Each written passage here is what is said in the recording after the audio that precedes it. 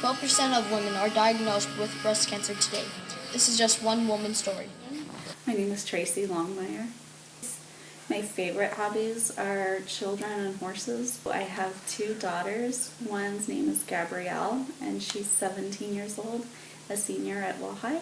The other is Becca, and she's a sophomore at Wahai as well. I work at Prospect Point, and I am a teacher there, technically a paraprofessional, so I get to work with lots of different students that need additional help, whether it's in reading or math. I also get to play out on the playground before school, watching everybody on the first and second grade playground, and then also in the cafeteria. So I get to see every student at Prospect Point at some point in the day. I've been there 7 years. I started in 2007, and I love it there. It's like a second home. I know Tracy from Prospect Point.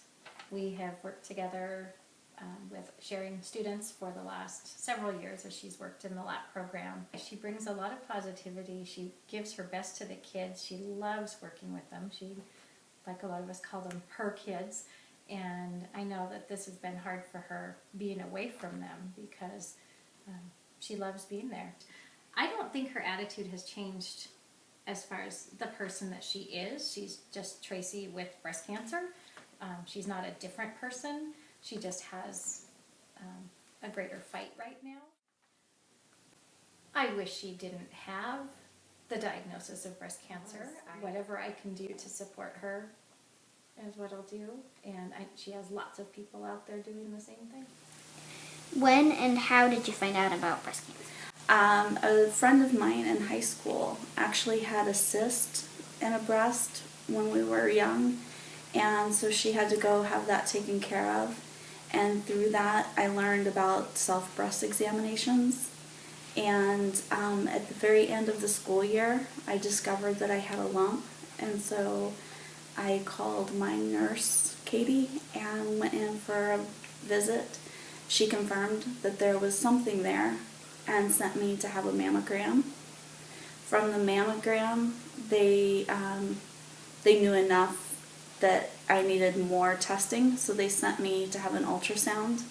And during the ultrasound, they decided that they wanted a biopsy, which is where they go in and surgically remove pieces and test it. And when that testing was all done, they said that I had breast cancer. At first, I didn't want any fundraisers. I felt like I should do everything myself. And then, kind of like the kid who thinks everybody else has the answer and they don't want to raise their hand in class and ask for help. That's kind of how I felt. But then I realized that I had friends who wanted to do something, and they can't take the cancer away.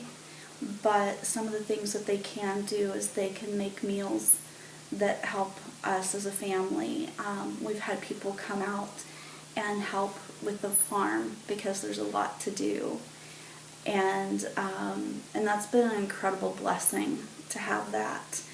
And then I learned about the book drive, the donation books, and that almost made me cry.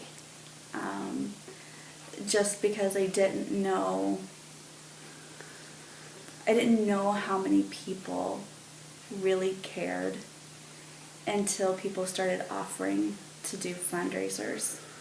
And I had another group who did a spaghetti dinner fundraiser, and I was overwhelmed by the amount of people who came and the people who send cards or just even messages on Facebook. And each and every one makes a huge difference. And so I'm beyond blessed by those fundraisers. So I'm very thankful for what they've brought to our family, and they've brought far more than finances. They've brought nuggets to hold on to when it gets really bad, because there's times with the treatment that it gets really bad, and I remember those friends and those families, and it helps.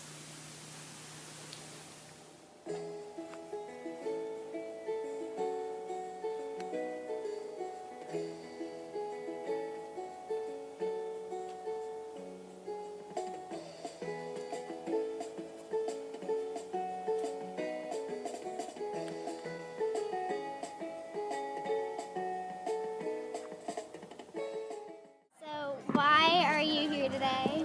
Because we're walking for cancer for everybody who's had to deal with it, and we love Tracy. How do you know Tracy?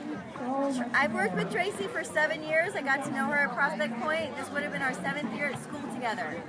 So we know each other from working and just from being with the horses and being with her family. And she's just a wonderful, awesome person. She's strong, and she's going to be great. And we're going to do this. We're going to beat it. The treatment plan was, the doctor said that I was young. I always told you guys I'm old. And the doctors told me no, that I'm actually too young for breast cancer, and so that the treatment has to be really severe. So they're giving me the biggest chemo treatments that they can. And so my first treatment right now is I'm receiving 2 chemotherapy drugs, and they're really tough. I get them every 2 weeks, and Tuesday in 2 days will be my last one of that kind. And then 2 weeks later, I will begin a treatment plan where I have a treatment once a week for 12 weeks straight, and that'll be a 3rd chemotherapy drug. And at that point, they'll do some evaluation to decide what to do next, whether they want to do surgery next or whether they want to do radiation next. One of the things that I've had to do to get through this is one of the drugs I'm on right now is adriamycin, and the name reminded me of A-Rod. So I joke around that it's A-Rod in there with his bat hitting all of the cancer cells and beating them up and making them go away. How do you feel about chemotherapy? It's really hard, and I'm praying for the day that our doctors find another way to treat cancer than chemotherapy. Chemotherapy is a toxin. It is bad for your body. It's something that if it were out there and you guys could pick it up as babies, we would tell you no, leave it alone.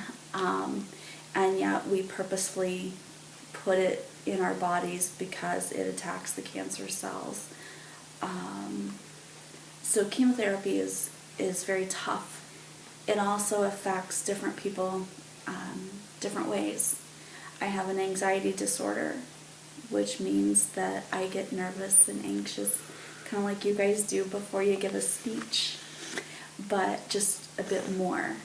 And the chemotherapy makes my anxiety a whole lot worse.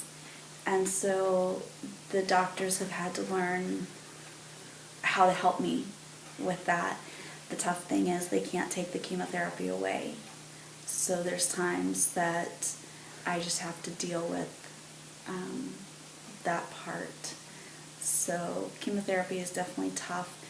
It is the one thing, though, that in giving up my life, trusting the doctors with my life with the chemotherapy, in the hopes that I'll have a longer life and that I'll be here to see you guys' kids and grandkids.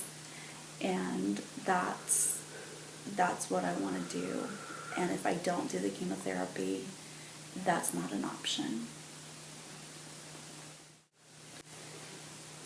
Wow, I never ever thought that I would get breast cancer. 1 in 8 females will be diagnosed with some form of breast cancer. To me, that's too many. I sit in a classroom and I look around and I count to 8 and I go, okay, one of that 8, and then I count 8 again and again. And in a single classroom, we're talking about 3 to 4 girls that will be diagnosed. And that's too many to me. So by me getting breast cancer, I've just realized that it's so much bigger than I thought. For me, some people can take the chemotherapy that I'm on and still work full-time. Some can work part-time. For me, I'm not able to. Between the way the chemotherapy interacts with my body and my anxiety, I'm not able to work anymore, which is the toughest part, because I'd much rather be back at Prospect Point with my kids and helping them learn and grow. Makes me very tired. I actually sleep reverse of you guys now, in terms of, you guys probably sleep 7 to 9 hours a day and are awake the rest. Well, I'm awake for about 7 to 9 hours a day and I sleep the rest because it makes me that tired. It changes how food tastes. Some of my favorite foods I can't eat anymore because they don't taste good. It changes my vision. I can't read as much as I would like to because my eyes get blurry, and so that's hard. I've also lost my sense of balance, so I have fallen a couple of times. And so those are all, and headaches, those are all very common side effects of chemotherapy. I've been told that the list is much longer than even what I got. How has breast cancer affected your family?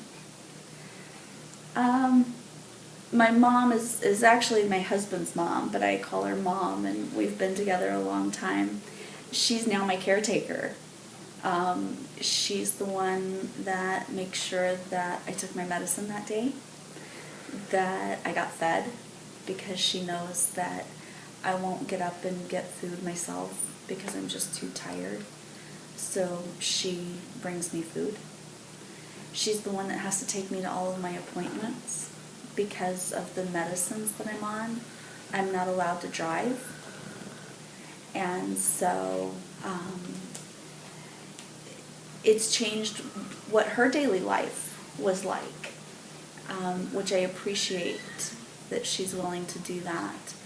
Both my daughters are now more, they have to be more responsible. You know, I'm not checking on their schoolwork because I can't. They also have to help out around the house even more. You know, they already had chores. Well, now they have more chores because there were things that I did. And then for my husband, he's the only one working now. So the stress is really hard on him because he's trying to take care of me and his 2 daughters and his mom and his farm. He has to take care of all of the bills. And so I honestly think that he has it the hardest. But one of the biggest things that has come out of it is we all have to communicate more. Can you still do what you love even through breast cancer? I can't necessarily do what I love right now.